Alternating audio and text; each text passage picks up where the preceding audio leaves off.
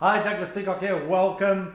Thought I'd share with you today a couple of tips on being able to create change with ease and grace. You know, how many of you guys out there have been out there and really find resistance and struggle, and it's a pain in the ass, and it's just damn right draining of your energy to get anything done.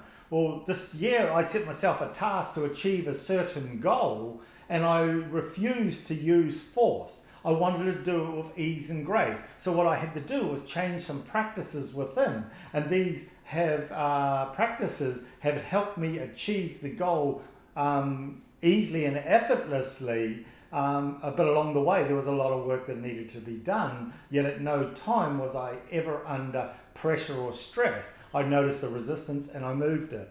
So the first step in creating change with ease and grace is recognizing what you're resisting. So where is the resistance? Are you feeling stuck in trying to get your career going, or bringing in some money, or losing some weight? What is the stuckness that you're feeling? What's the resistance that's there? What's pissing you off? What are you feeling shameful about? What are you feeling guilt about? And allow yourself to actually really see it. When you can allow yourself to recognize what the resistance is, you're halfway there about coming back into the ease and grace. Because resistance isn't natural. It comes up and, when I say it's not natural, it's not who we are. We are just as ease and peace and flow. Where resistance is where our perceptions or our belief systems are out of alignment with what the universe is showing us. And one of the things why resistance comes up, it shows us where we're off target, or where we're off track in wanting to achieve what we're going after. So if we keep, it's like walking out of a room and keep walking into the wall. No matter how often you walk into the wall, you're not going to get through it unless you hit it really hard. But if you step back, take a look at what the resistance is, see to the right a little bit, there's a doorway, and you go through there, and you do it with ease and grace. It's the same in everything that we do. But when we come up against resistance, quite often what we do is we just put our head down and we keep trying to punch through it. When we take our step back, we're able to get a different perspective of what's going on and actually get a bigger picture, see the bigger picture of what we're wanting to achieve. And we can quite often then realize that some of the behaviors or patterns that we were doing are not serving us. So step one is to recognize what you've been resisting. Once you recognize it, you can then start getting ready to change. The second step is to forgive yourself for resisting the change. And what we mean by this, what I mean by forgive yourself for resisting the change, somewhere inside of you, you've been making it a law that had to be a certain way. If you allow yourself to loosen your grip on your belief system and go, well, hold on, what happens if this? Or what about that? And you allow yourself to let go and allow yourself to step back. When you feel the resistance, instead of using your will to try and punch through it, you allow yourself to step back into the love and the light within inside yourself. And you actually allow yourself to look at the resistance. Okay, so what is it I'm thinking about myself?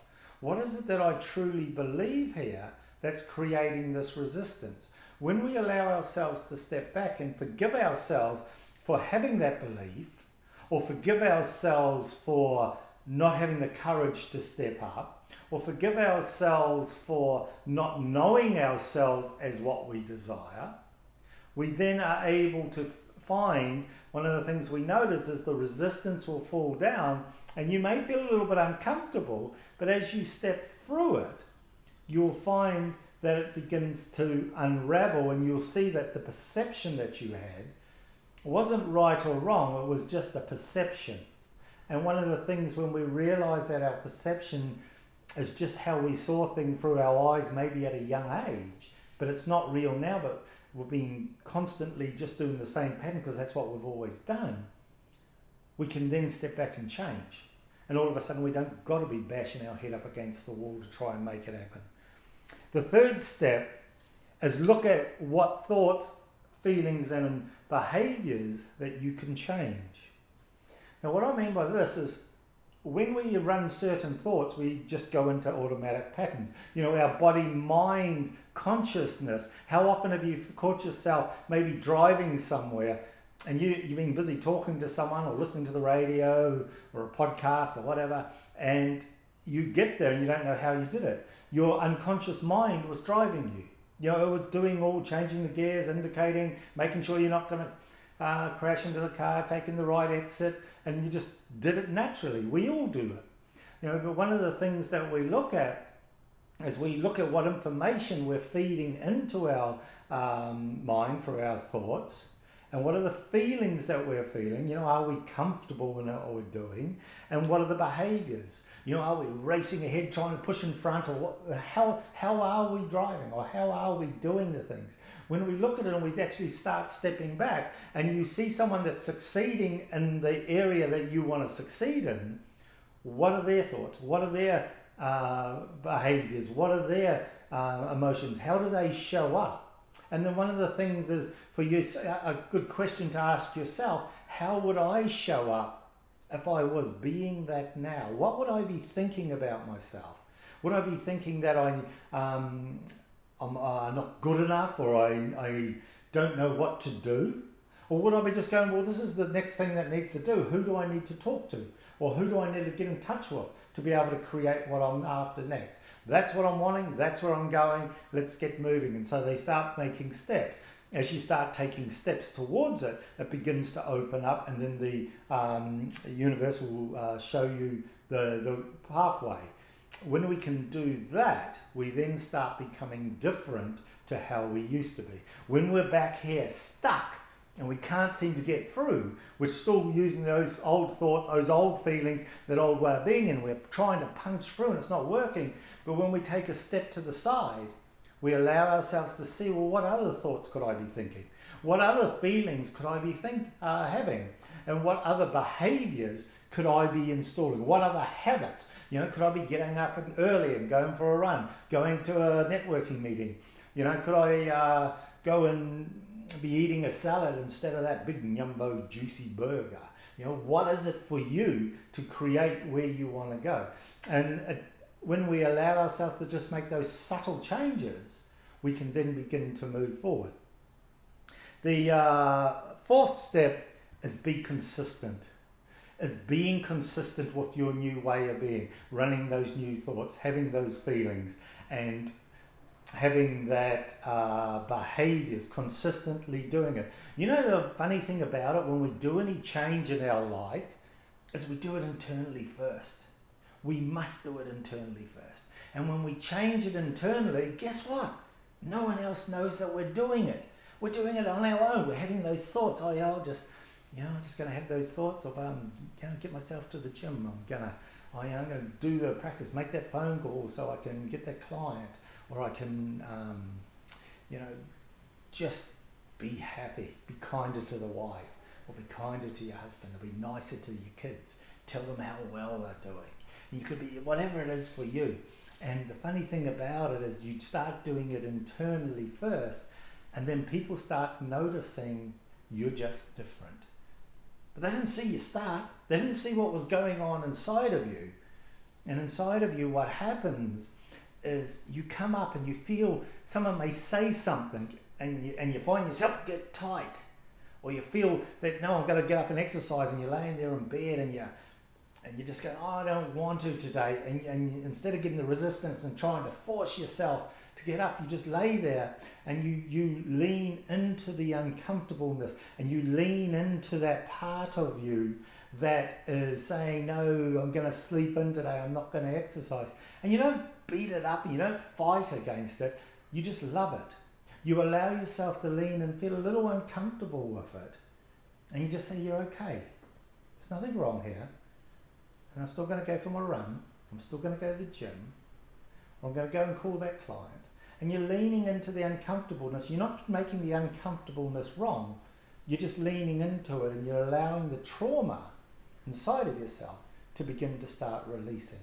And it's a bit like a balloon going down. The energy will just start releasing out of you. And then after a short time, you'll find that you get up and then you go and do that go to the gym, you make that phone call, make your wife breakfast, whatever it is that you're wanting to do, and it just happens naturally. And there is no forcing, there's no grinding of teeth, banging heads together. There's just this place of, well, that's just what I'm doing. And the more we practice this, we recognize that any resistance that we're coming up against is just an old behavior and an old program, an old perception that we held of ourselves. And all we're doing is we're just touching it and we're realizing it's non-truth. And we just come back into that place of being in love in ourselves, just coming back into the light in our chest, or however it is for you, the peaceful state. And you recognize it, you see it and say, what else could this mean? And you change your thought. As you change your thought, you're then able to step through. So when we consistently do that, it's like building a muscle. We don't focus on what we don't want. When we focus on what we don't want, we make that stronger. We focus on what we do want. And the more that we focus on what we want, it creates the neurological pathways and the patterns and the chemical and electrical signals to start changing in our body, and we just feel better. And when we feel better, we have nicer thoughts and we do different behaviors. So it all sort of moves along on its own. And the fifth thing that we do, and this is a biggie, is we are in gratitude for having already achieved it. And when you're in the gratitude for having already achieved that which you desire, it's a place of, well, there is no stress. Why would there be stress? Because you've already created it. Yeah, you've already created the image in your mind. You know what the desire is. It's come into your focus. So you know you can already have it. And so when you go into gratitude for already having created it, then you can become very patient. And it is in being patient, there is a knowingness that you already have it. So of course you can be patient. It'll get here. It's the more that you sink into that gratitude, that feeling of joy for having already done it, and the more that you sink into being just patience, when you live in patience, it's because you know deep inside that you already have achieved it. So there's no rush. It'll turn up when it's meant to. And you just do the practice. And then what's happening is your vibration is just aligning with that which you desire. And along the way for your vibration to align with that, any of the resistances that are coming up are just old perceptions, old ways of being that don't align with this new desire. And so we're just moving them out of the way. We're just getting rid of them. And so when we do that, life becomes so joyful. There is no struggle, it just is. And it's a matter of just holding that place. But like I said there in number 4, be consistent. The biggest mistake that people make is they want it so quickly that they don't allow it to happen for them. Yet when you just come into a place of peace, if you were to, say you were wanting, your desire was to have that $1 million, and you knew you were going to get that $1 million tonight at 5 o'clock, and someone was pushing in front of you at lunch because they needed to get out there because they're busy, you'd let them in front because you knew you were going to get your $1 million that night. Hey, step in front, doesn't matter. 5 o'clock, my money arrives. It's all sweet. Why would I get stressed? Yet most of us are busy running around out there trying to make something happen, and we're not allowing it to happen through us. And the old saying, we see outside of ourselves what we are within.